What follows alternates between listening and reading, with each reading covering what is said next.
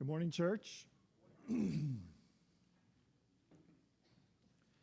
We have been working our way through Matthew, and we're going to pick up again in Matthew chapter 8. So if you're finding that in your Bible, here's your opportunity. Thank you all for blessing us this morning. And Isaac, that is a lot harder than it looks, keeping up with the drums. Thank you for putting forth a new skill we had not known before in leading and helping in worship. This has already been a wonderful church service. We've prayed for people who are going to be actively carrying the gospel, a gospel that is factual and real, that will touch lives specifically where they have hurt and where they have need. And that's fantastic. But people from our church who regularly go to other countries to be a blessing to somebody else, to help build a church or a school, to help meet the needs of some folks in another place where they don't have the blessings we have. And that's awesome. And we got to participate as a church in praying for them. And I hope you will continue to pray for them. Magnificent things happen when we follow the call of God. Today we got to pray for a family and for a baby, a 5-month-old little girl, and lift that entire family up as a body and say, we stand with you in dedicating your child. And we do.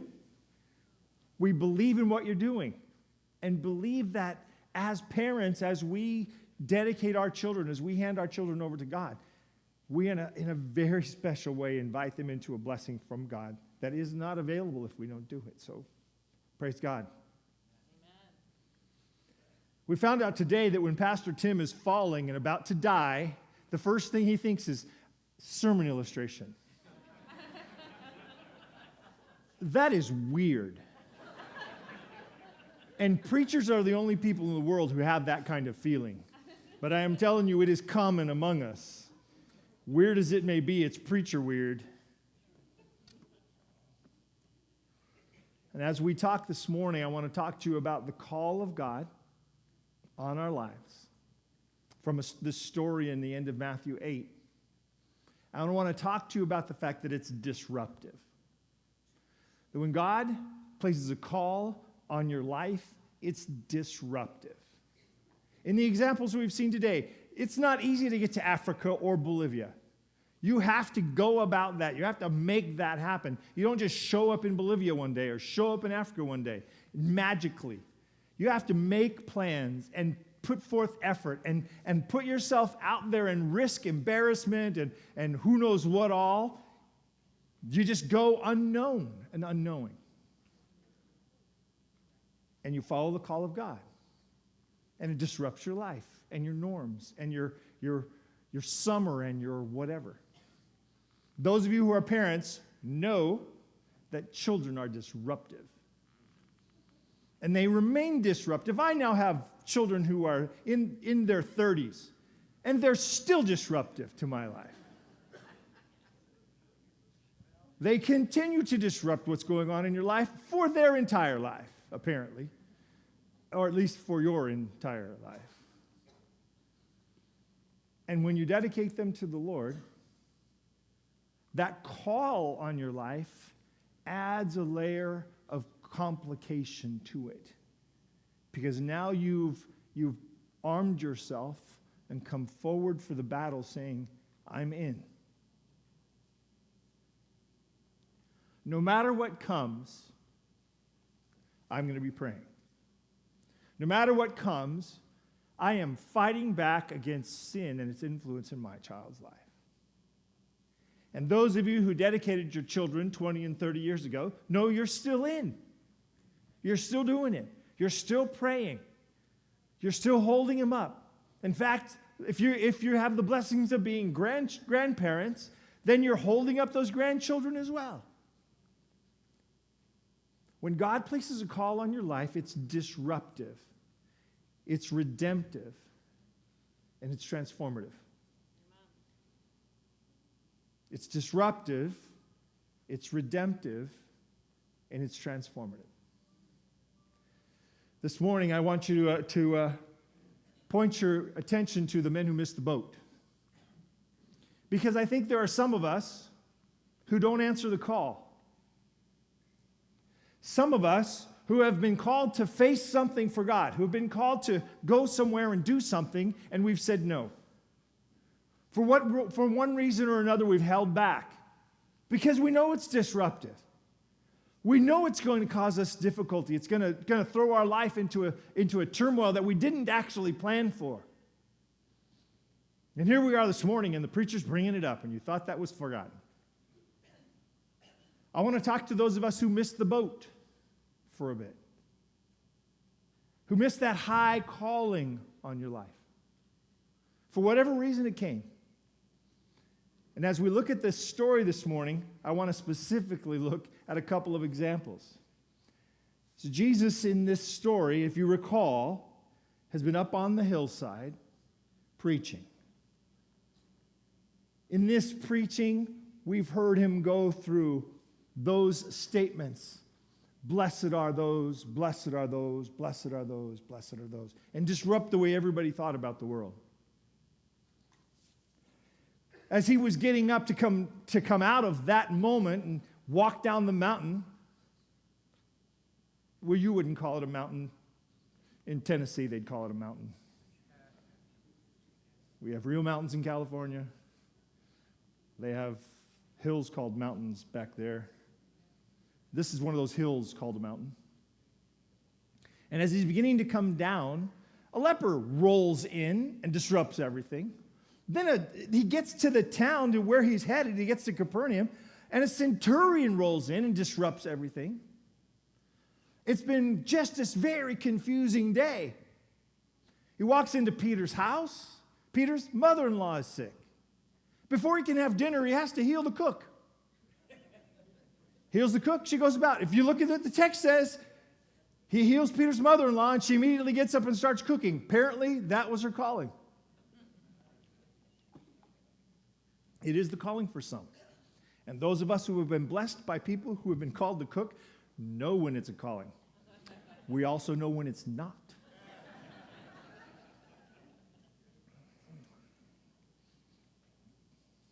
Experientially. The Bible says the next thing Jesus does is try to get away. He heals heals Peter's mother-in-law and everybody they bring to him that evening. And as it's getting towards the end of the day, maybe even getting towards dark, he says to the disciples, let's go across. He says, as he sees the crowds gathering, he says to the disciples, let's go across the lake. Basically, he says, let's get out of here. Let's get away from all this stuff. Jesus is probably ultimately exhausted. And we can tell from the story that he's probably exhausted.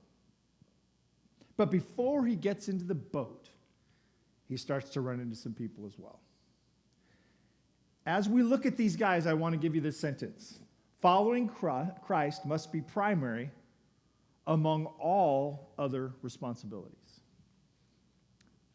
Following Christ must be primary among all other responsibilities. Following Christ does not throw away your other responsibilities.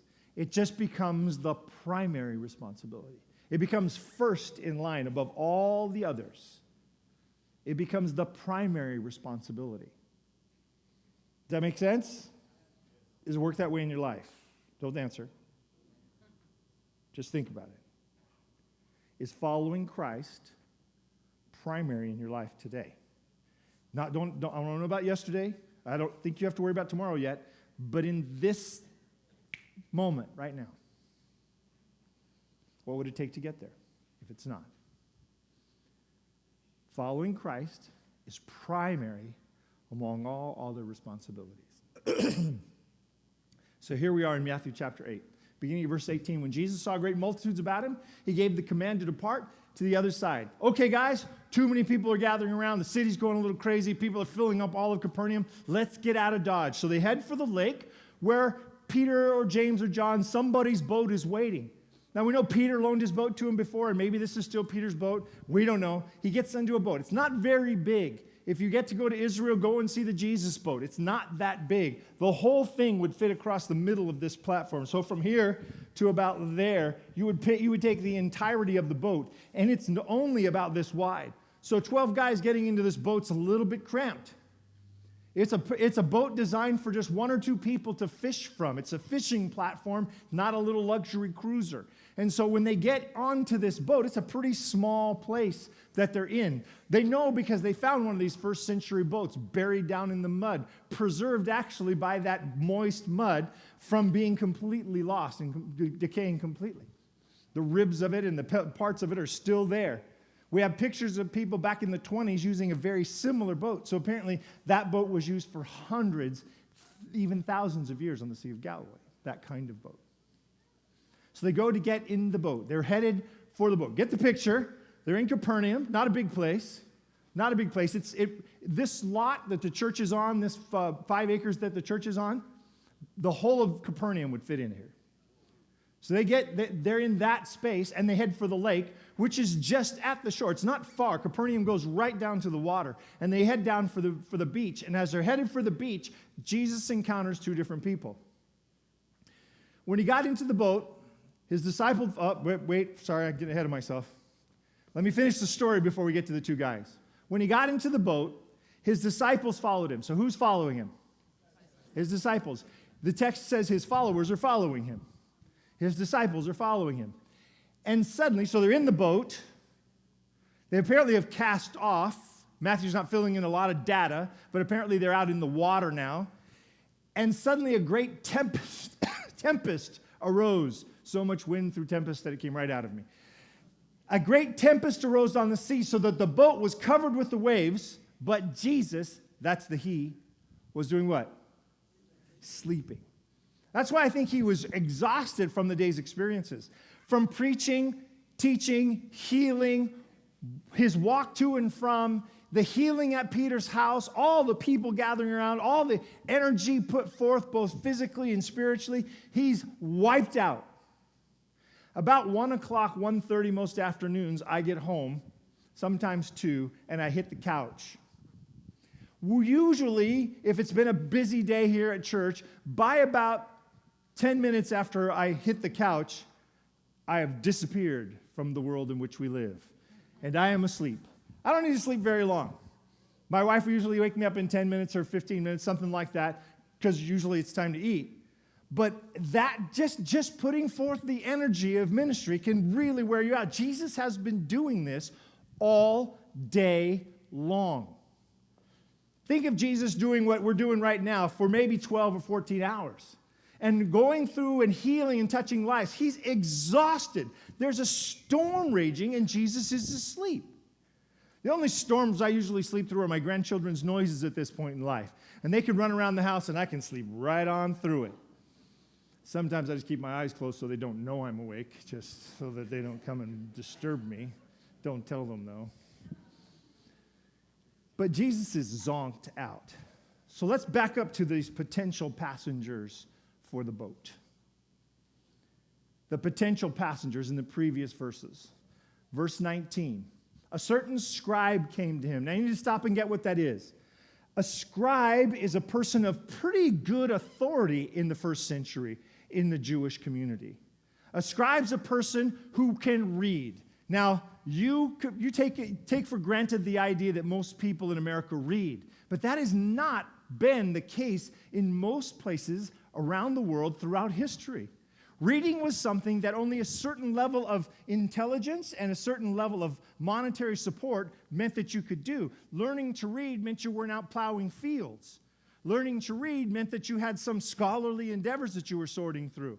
Most of the Jewish people learned the scriptures, but they learned them by rote, by memory. These young Jewish boys would be taught to recite the scripture, but they couldn't actually read it unless it had been taught to them. And so being a scribe already sets you apart because you can read. So you're probably in that, in Israel there are more than other places, so you're probably in the top 25% of the educated, okay?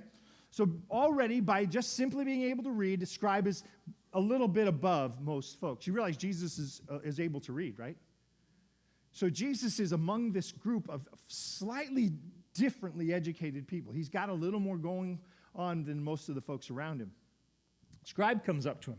Now, a scribe is also a person who writes. The word kind of means someone who records things. Originally, scribes would actually record mostly records of sales. So they were like the cash register. And they literally would post a scribe on the corner in the middle of a town. A scribe would just be sitting there sort of in his spot with his little desk. And if you were going to have an exchange, if these two decided to get married and got a marriage license, somebody would have to write it up for them. So they'd come to the corner where the scribe was, they'd pay him a little bit, and he'd write up their commitment, their covenant, their marriage license, okay? If they were going to sell something, then they would come to the scribe, and he would record that sale and make sure that everybody had copies of what was just sold so that everything was clear. That job, as these people became more and more valuable, and it's not just in Israel, it's in Egypt, it's in Greece, it's in Rome, it's all around. That job, they began to recognize when Israel came back from Babylon that they needed the ability to keep track of and write down the scriptures. That their problem, part of the reason they left and part of the reason they had lost their relationship with God is they did not have connection with the scriptures. And so they started to employ these people who could read and write as people who were writing down the scriptures, copying the text. And it becomes a very highly developed skill where some very careful mechanisms are put in place to make sure everything is done properly and that they get all the right words down. They count them. They count the center word. They count the total number of words. A whole bunch of things are put in place to make sure they get an accurate scroll. And these people, because they're so familiar with the text from writing it and copying it down, start to become teachers of the law. Their specific role was to keep track of the rules that went along with the text. So they're very, very important people in the culture and in the society. This scribe would have been above average in his community. He would have been fairly highly respected in his community. He would be fairly well educated in his community. And he comes to Jesus and he says, "Teacher." Not a word they use lightly. This is the word used for rabbi. Does Jesus have rabbinic credentials? No. No, he's this guy from Nazareth who's been out teaching. This particular day, he has set the world on fire. So don't forget the context. He's doing a lot of things going on. This guy's recognizing the authority and power of what's happening, and he comes up to Jesus and he says, "Teacher, rabbi, I will follow you wherever you go." Good call, right?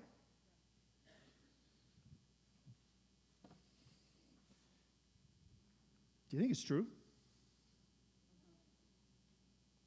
Ever gotten a little too exuberant in your commitment? Now, I know it doesn't happen to everybody. It happens to us sanguine folks more often than others. There's a certain personality type that jumps in before they actually check the depth of the water. This guy is exuberant about this. He sees something of value here. Now, a scribe was getting paid for his role. He may have seen something of monetary possibilities here.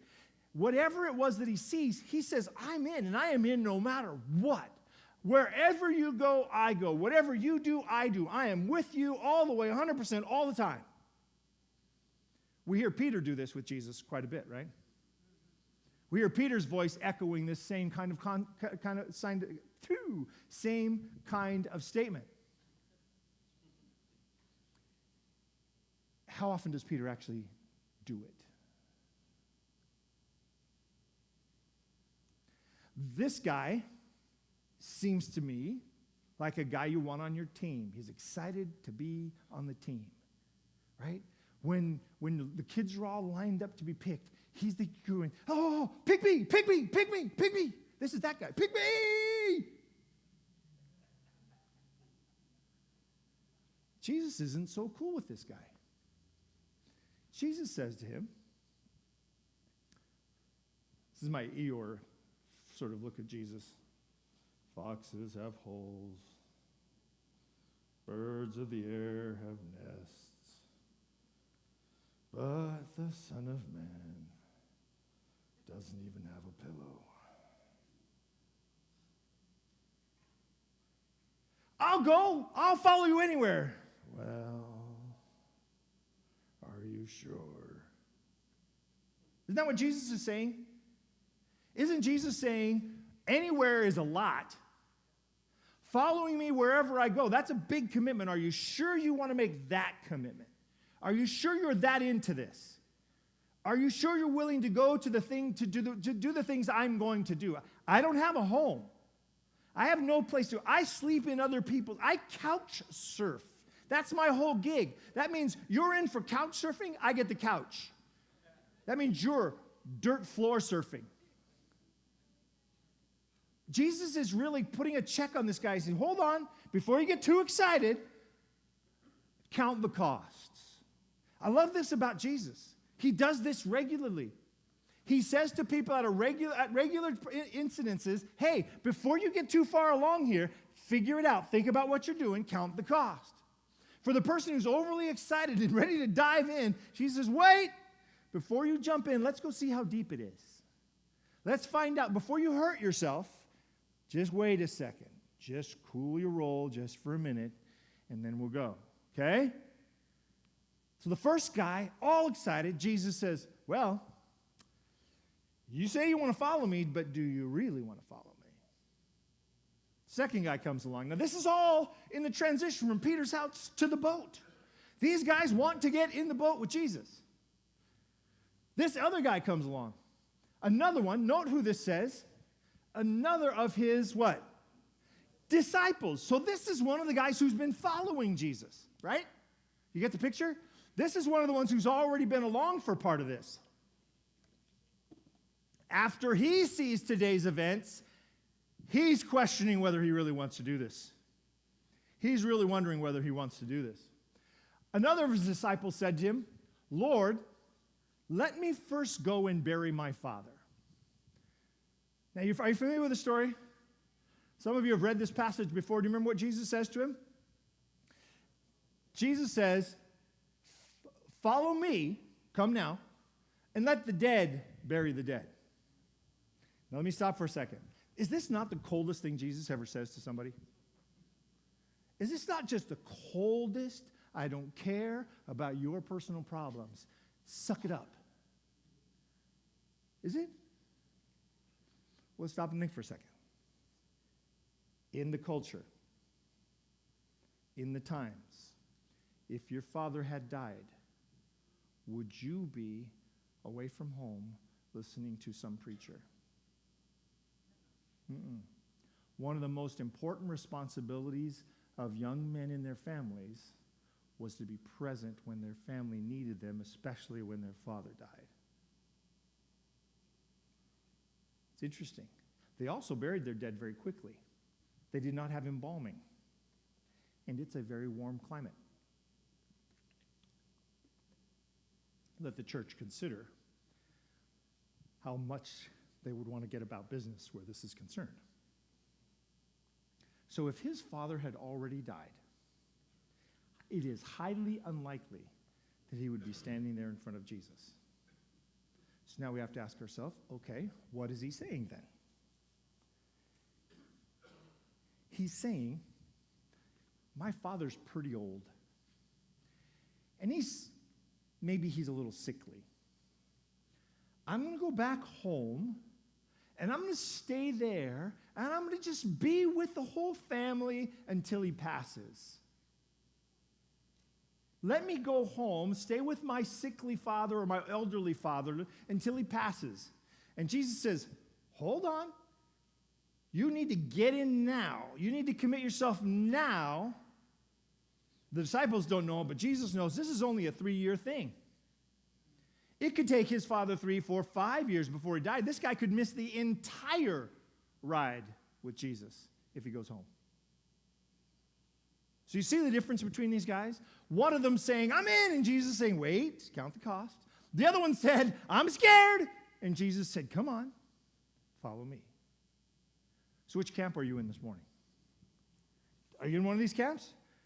Are you the more excitable, I'm in, I'm go, yeah, I'll do it.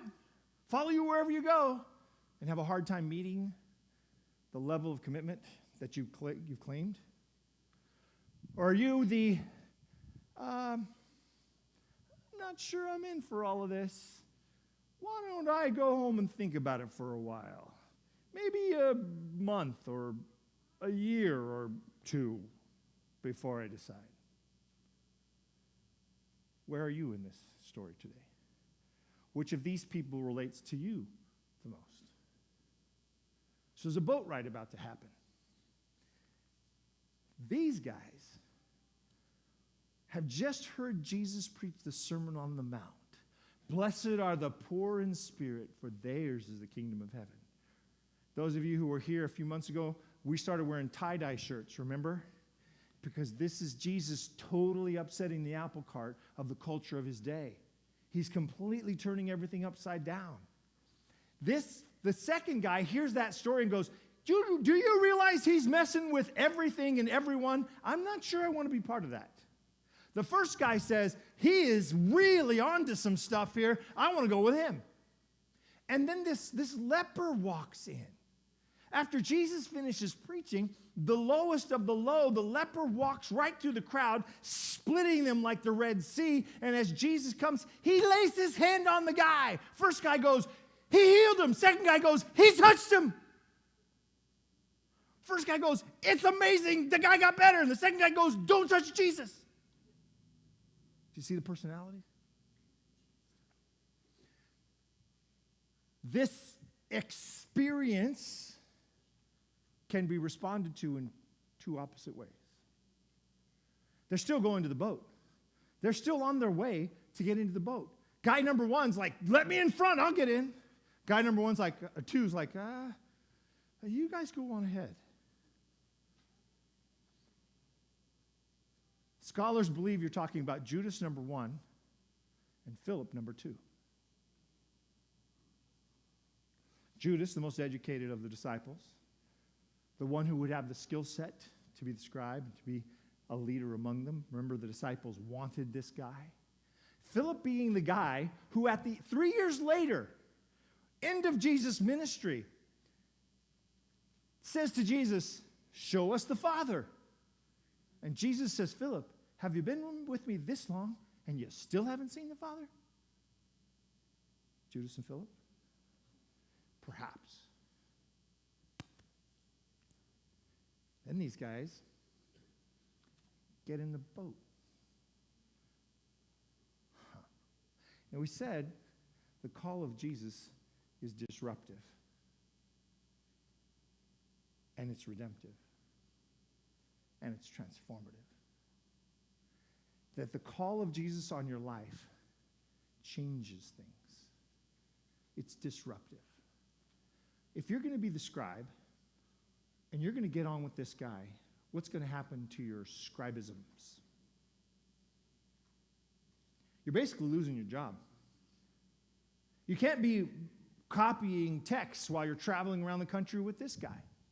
You can't be standing at your post on the corner making records if you're traveling along with this guy. You're losing your job. You're done with what you've been doing. You're doing something completely different now.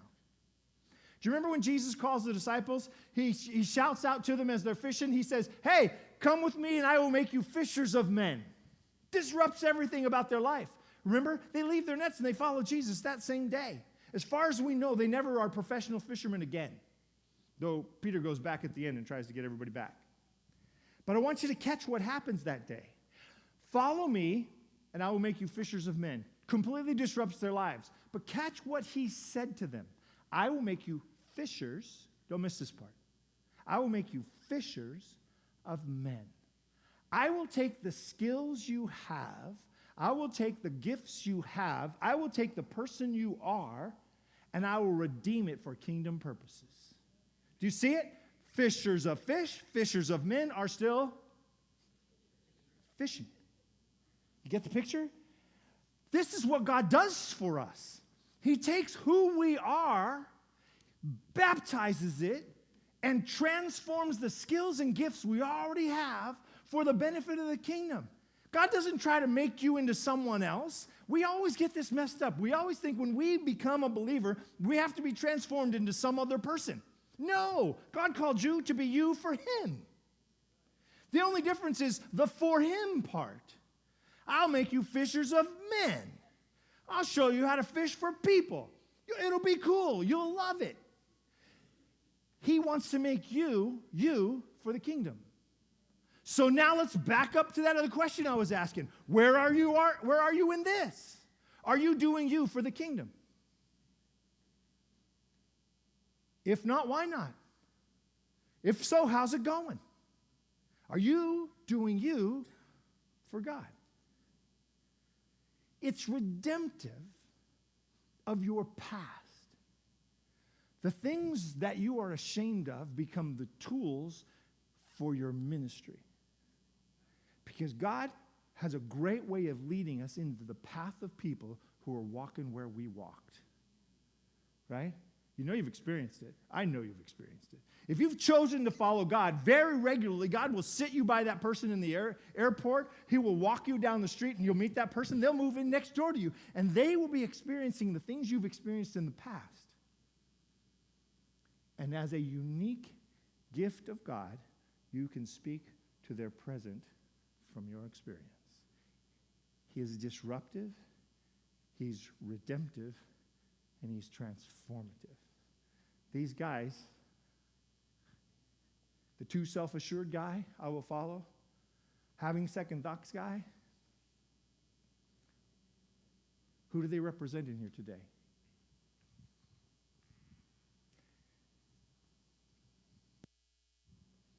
Nobody wants to be Judas. So take the name off. Are you the exuberant type? Or are you the nervous type?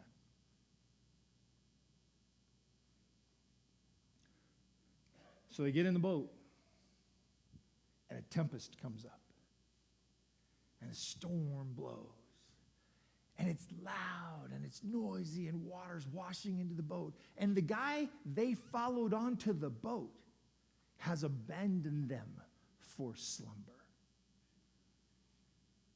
The guy they need most right now doesn't care enough to stay awake. And Philip's going, I told you guys, I told you so. I told you to watch out for this. This is crazy, man. We're all going to die right here, right now. And Judas is going, oh, man, I'm not sure. This is pretty crazy. This is scary. It's kind of exciting, and it's kind of scary, and I don't know if I want to do this or not. We could die tonight. This boat could break. Satan thinks he has the future of the church in his hand. Satan thinks he's got the whole church right there, and he's walking it around on the lake. And Jesus is asleep because he knows Satan has no authority over him. Jesus is resting in the assurance that God is bigger than the devil. How are we doing with that?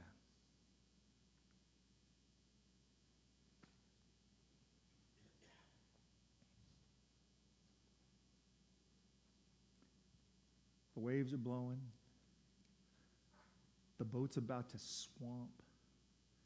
How Jesus is sleeping through the water, I do not know. But somebody finally grabs him by the lapels of his holiness and shakes him. Sometimes our prayers are like that, right? He says, get up. We're all about to die here, and you're sleeping. Get up. When we need you, you need to be awake, man.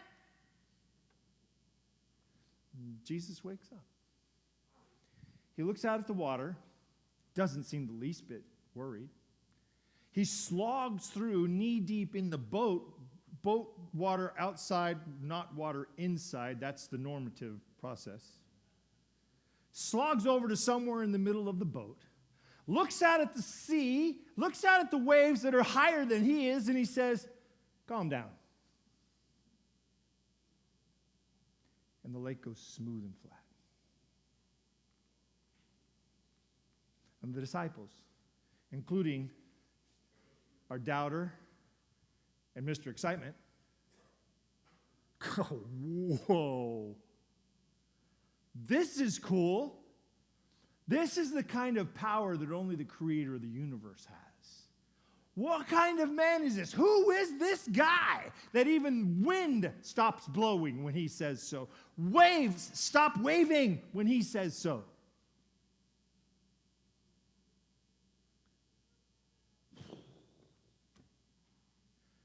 They almost missed this boat. If Judas had said, oh man, you have no place to sleep, you don't have a place to lay your head, I'm out. If Philip had said, no, really, my dad's really sick, I got to go. This is too scary for me, man, I'm out. They miss this boat. And they miss seeing the maximum authority of Jesus. We think raising the dead is Jesus' best deed. But this Matthew is holding up as he's not only more authoritative than Moses, he has the authority of God over creation. This is a pinnacle of Matthew's description of who Jesus is. This is the Creator God walking among us. Whoa. So there's one last question to be answered. How do I get from where I am to where I want to be? I don't know if you're aware of a pastor back in Chicago named Bill Hybels. Had some difficulties lately. I think his ministry will stand for itself in the end.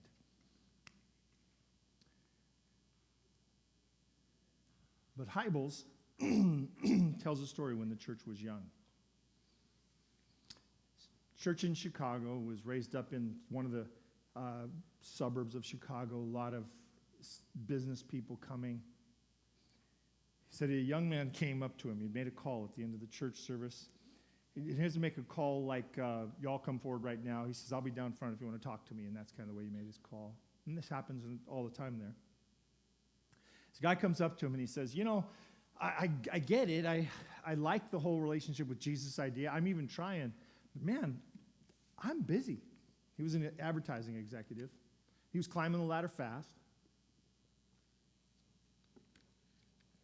And he said, I don't have the time you have. He said, I get it. Your whole life is this, so you get to read and study for a living and good for you, but I can't make time like that. And Hybels said to him, this is the most significant thing that can be done in your life. And the call of God on your life is to take time to be with him. So find 15 minutes or half an hour and prioritize your relationship with God. And that's the last he saw of it, and last he thought about it for a long time. It's a year later, several months at least later, guy comes up again at the end of the church service, and he says, do you remember me? It's a lot of people coming and going, and I don't think Hybels really remembered him. He says, you told me to try to find a way to take some time with God, just 15 minutes, half an hour. He said, you told me I should do it in a place that was pleasant to me, someplace that would draw me back every day. So I took you at your word. And he said, I love rocking chairs, so I went and bought a rocker, and I set it in my house in front of a window where I could look out at my backyard. I love looking out there. It just brings me such a peaceful moment. He said, I'm kind of a morning person anyway, so I decided to set my alarm a half hour earlier and get up and go. He said, since we talked, I go to that chair every morning. I take my Bible. I sit and look out the window. I drink my coffee. And I ask God to show me what he wants me to do in the Word. And then I read. And then I kind of think about what I've read. And I try to understand how it applies to my life today. And I make a few notes in a journal. And I go on my way. And he said, it has changed my entire life. And his wife is there with him, and his wife says, yeah, he's a completely different guy. This has changed everything there is about this guy. Time passes. He's been at this practice for a couple of years. He comes down the front again, and he says to Hybels, he says, you know, you told me to go sit in that chair and read, and I've been doing it pretty regularly, and I think God wants me to help you build this church. And Hybels goes, you better go back and sit in your chair and make sure about this. You know, foxes have holes, birds of the air have nests, but nobody gets paid around here. And the guy goes, no, I'm pretty sure. I've been asking God about it since it came up, and pretty sure he wants me to do this. He said, I've done really well. If you don't pay me a dime, I should be able to make it for a while. And the guy quits his job. And he goes to work, helping the church. And they don't pay him much for a long time. He becomes one of the most significant founding partners in this church, which is now it's 20,000 people.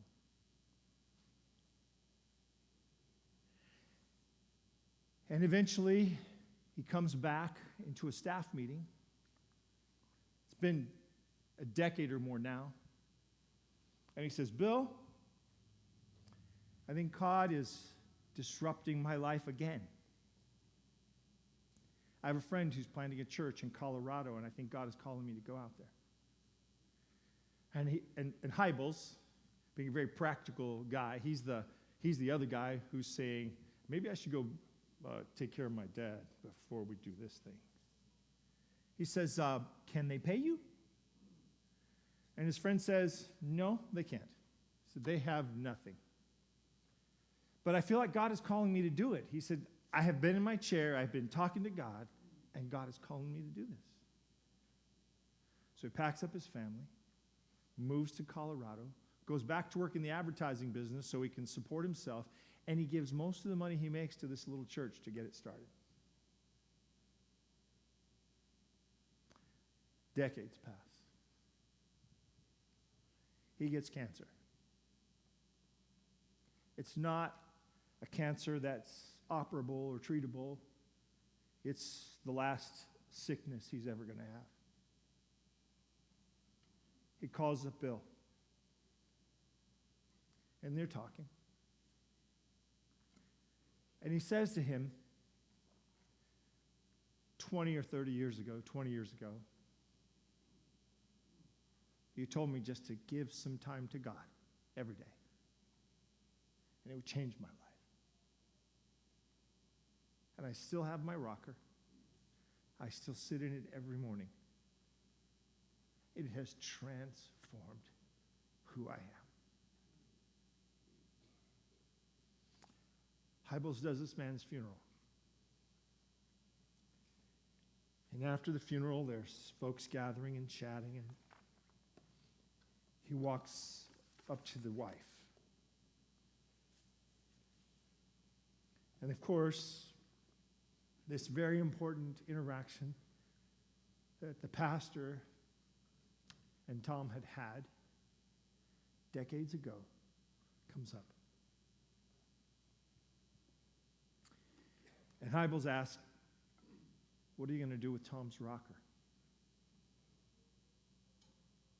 And his wife said, that is an heirloom of God's powerful, transformational hand in our family.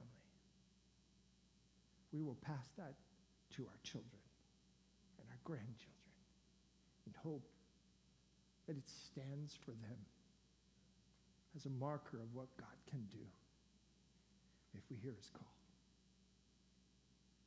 It will be disruptive. But because of Jesus, it is also redemptive.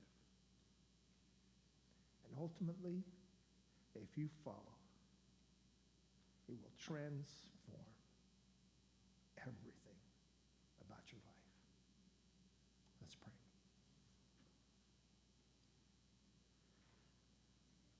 Father God,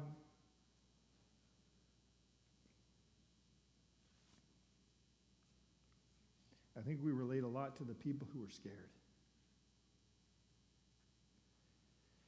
Scared of what jumping in the boat with you looks like.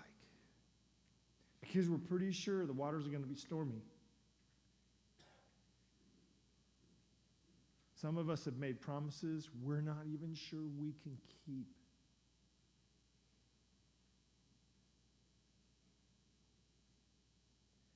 But today we want to commit to stay in the relationship.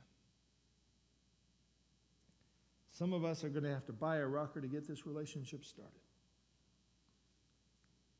Some of us, it's nearly worn one out. But wherever we are today, we commit to meet you there again in the morning and follow you wherever you leave, wherever you lead tomorrow. In Jesus' name.